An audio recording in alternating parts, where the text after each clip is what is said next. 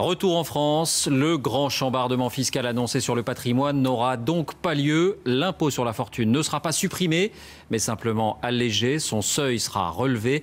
300 000 foyers vont y échapper. Explication Romain Messi. Un impôt sur la fortune légèrement réformé, mais pas supprimé. C'est l'idée défendue par François Baroin. Le ministre du Budget a esquissé hier soir les grandes lignes de la réforme fiscale à venir. L'ISF ne s'appliquerait plus au patrimoine supérieur à 790 000 euros, mais uniquement au-delà du seuil d'1 300 000 euros.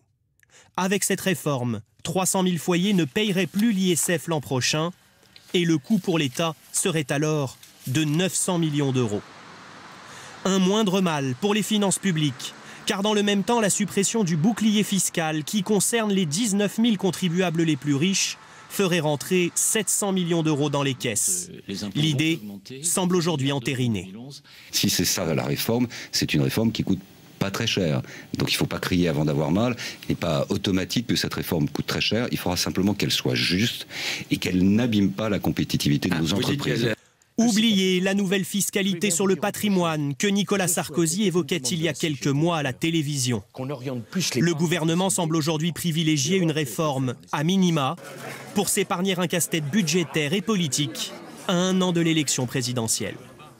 Et le bouclier fiscal, lui, sera donc bien supprimé, en tout cas dans sa forme actuelle, alors que c'était un marqueur du sarkozysme. Bonsoir Fabien Amias. Bonsoir David. Vous nous avez rejoint. Est-ce que c'est un renoncement? Oui, incontestablement, le bouclier fiscal, vous l'avez rappelé, c'est un marqueur du sarkozysme économique au cœur de sa campagne présidentielle.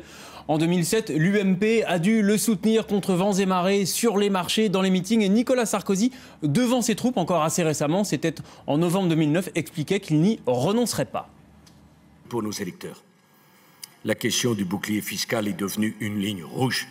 Ils ont parfaitement compris que si nous devions céder, cela voudrait dire que nous ferions alors comme avant, c'est-à-dire qu'on oublierait nos promesses de campagne. Alors pourquoi ce changement de pied, Fabien ?